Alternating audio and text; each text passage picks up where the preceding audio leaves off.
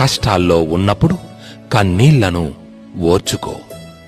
చేసేది తప్పని తెలిస్తే అలవాటు మార్చుకో.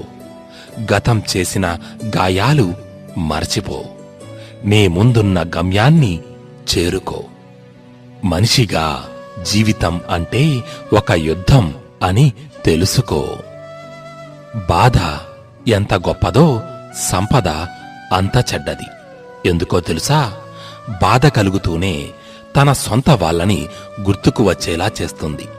అలాగే సంపద వస్తూనే మనకు సొంత వాళ్ళను కూడా మరచిపోయేలా చేస్తుంది. జాగ్రత్త.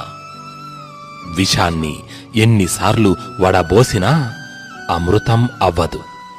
అలాగే మనల్ని అర్థం చేసుకోలేని వాళ్లకు మన గురించి ఎంత చెప్పినా అది వ్యర్థమే కదా.